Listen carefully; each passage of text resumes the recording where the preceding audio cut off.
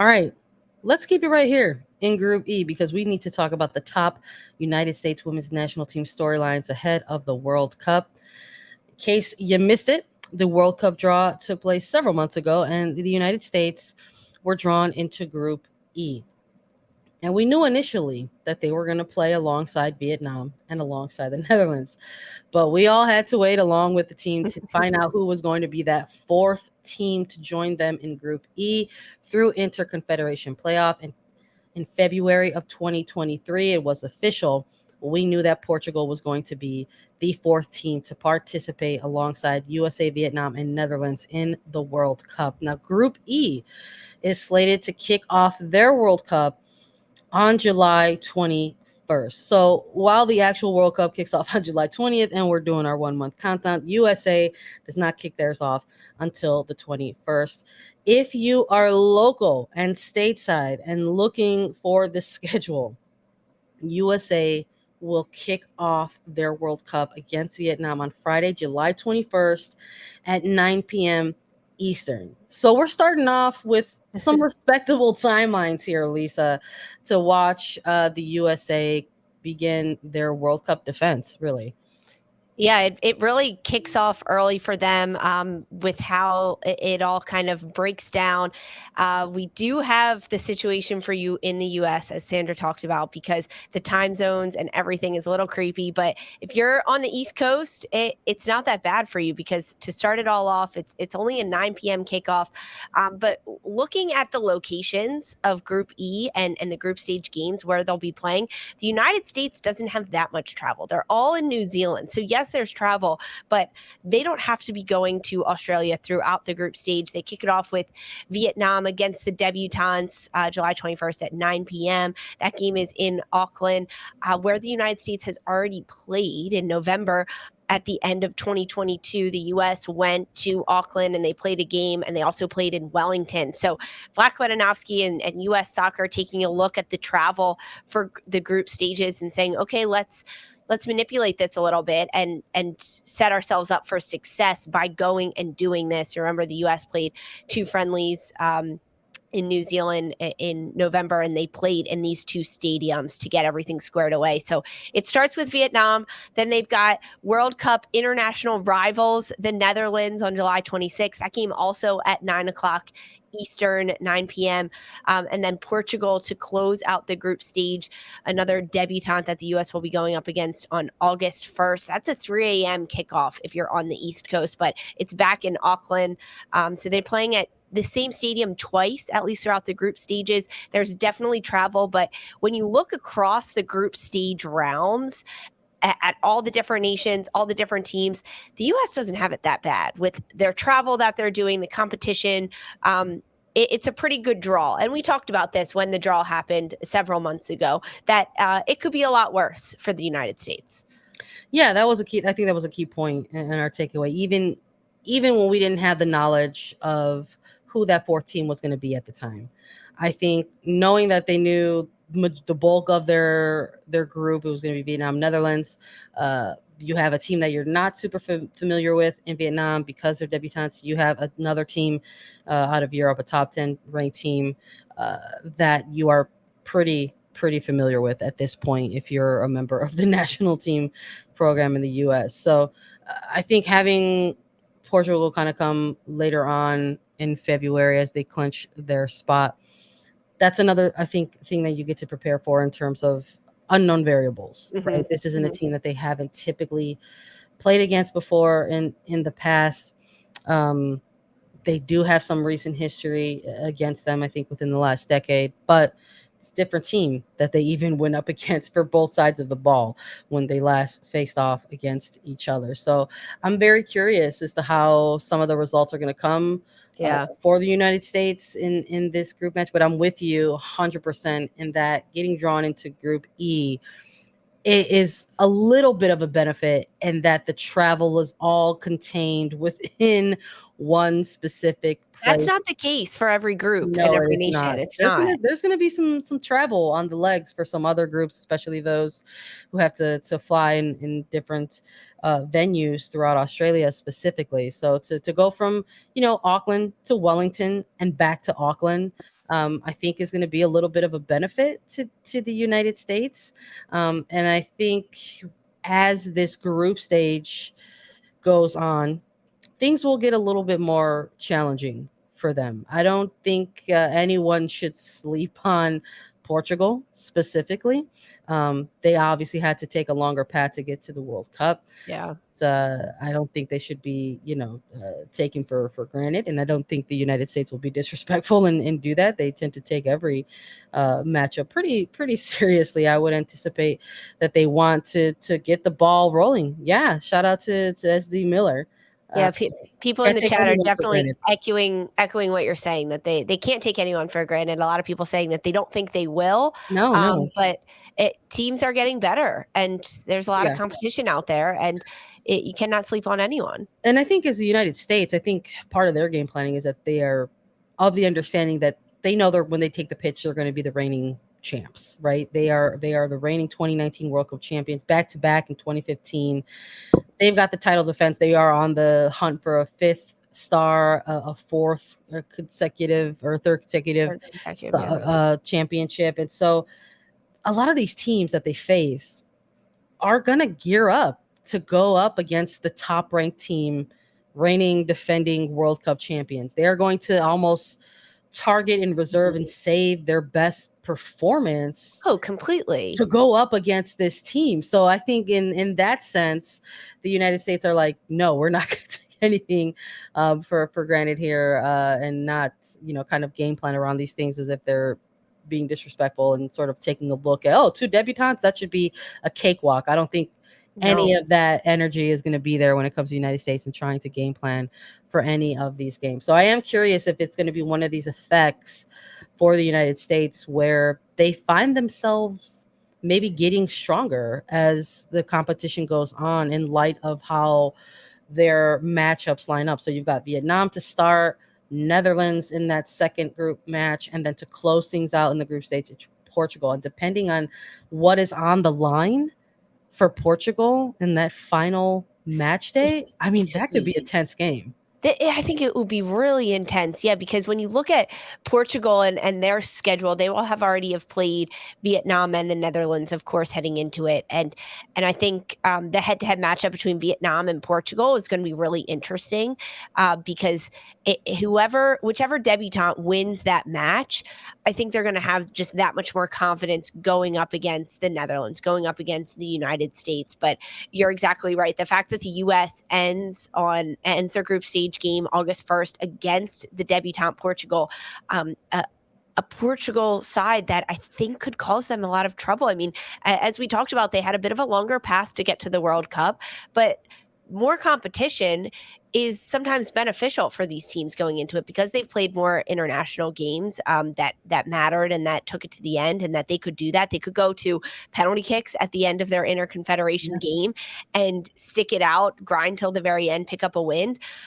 It's going to be trouble for the U.S. There's definitely not a cakewalk at all in this Group B match. It could be a lot harder than it's laid out to be for the United States, but the fact that they have to end it on Portugal is all going to come down to how the first two games went for the United States perspective, and for Portugal as well, because if they have a chance to squeeze out a point, I could think we could see a very different game at the end of that group stage match if Portugal just needs a draw, right, or goal differential situation to break through and get out of the group. No, absolutely. I'm with you there 100%. I did want to get your perspective on some other things before we pivot to our final segment of the episode. While you were gone, some more injury news came along the way for the United States. And this is just not a headline that you want to see before the World Cup, but it's also a headline that's not unfamiliar for a lot of national team programs heading into this summer's tournament. I would argue that it's a familiar headline for even some of the top 10 teams going in to this tournament. And for the United States, it's injuries to significant players. So we've in the past already have, reacted to Katerina Macario and her withdrawal from contention. Just the timeline just wasn't there for the return from her ACL. We've reacted to Sam Mewis. This is a player that was removed from contention as well because needed to just really focus on her injury and returning to form. Mallory Swanson suffered that torn patella in the April international window against Ireland. We reacted to that as well. But the recent news of Becky Sauerbrunn and her unavailability for this upcoming World Cup, I just wanted to get your reaction to it as well, because you weren't here with us, unfortunately, to kind of talk about all that. You were out and on your honeymoon, getting married, and I was like, Lisa, I just needed to like know what your reaction was and to sort of just give you a chance to say your piece on it. What do you think of the U.S. not having their team captain going into this World Cup? To echo the great Becky Sauerbrunn, heartbroken isn't even the half of it. To quote her on that one, because this is truly devastating for the team, for the United States, for Vlatko Andonovski. I think it's a big missing piece for him, of course, for Becky herself, for fans, for media covering it. Truly devastating to hear and to see this. And I think the way in reflection of it, right, of course, this news broke a couple days ago, but in reflection of how it happened and how it came down to it, it sounded like Becky was trying to get there. No matter her injury, no matter what was happening, she did play a couple minutes with the Portland Thorns in the NWSL. She got back into it, and then she missed another game. So it looked like she was looking to get back from this leg injury and make herself available for the World Cup, which is very different than how Katerina Macario announced it. She kind of took herself out of the situation several weeks ago, saying, I'm not on the road to recovery where I want to be. But for Becky, it sounded like she was looking to get there. She was looking to build up minutes with her club team to get back on the pitch so she could be at least on the flight to the Southern Hemisphere, at least there in some capacity. Maybe it's not playing 90 minutes for her team, but that ultimately the pros and cons of taking a player of that veteran status and ability, who has been to 2 World Cups, who has 200 plus caps with the national team, their starting center back, their captain, their players captain as well. It basically just says that the injury is a bit more serious than a lot of people were hoping and expecting. I think even Becky herself. Devastating. I think when you look at off the field, what a player like Becky Sauerbrunn brings to this team, she's their captain, their named captain, their players' captain. Every single player speaks so highly of her personality, what she brings to the team, the fact that she is such a team first person. It never has to do with herself. It is always about what the team needs, how the team can win, how the team can be better. That's what has dubbed her a captain. And that's what has allowed her to have such a long career at the international level. It's going to be a bit of a challenge. I think that there needs to be other veterans that step up and maybe take on that role that Becky had, which it's impossible shoes to fill, but can they be a little bit more of that super supportive team player that Becky Sauerbrunn has been, whether she's playing 90 minutes or not even on the availability list for the team. That's what she brings to this. It's going to be tough, I think, for everyone involved, for herself to be watching at home, for Vlatko Andonovski not to have that player to lean on as a confidant, as someone who can help this team, for fans, for the rest of the team. Now, I think you have to look at some of the silver linings in this, because one foot in front of the other, you have to move forward after this news. The team has to move forward. It provides an opening for the future center backs of this team to solidify themselves. It provides an opportunity for maybe a player that was on the bubble of this roster in the back line to push their way through and get onto this roster. And it's the next man up mentality. I think we're going to see a lot more of Alana Cook and Naomi Girma now than we would have if Becky Sauerbrunn was there. But of course, thoughts and prayers go out to Becky. At least it's not as bad as it could be. It was tough to see, she's been navigating that foot injury, and then we saw her get some minutes in a later game in June here for Portland Thorns. It wasn't a lot of minutes, but perhaps it was something just to see sort of where she was at and how she can, handle some some game minutes with this eventual roster to be named. I mean, it's coming very, very soon.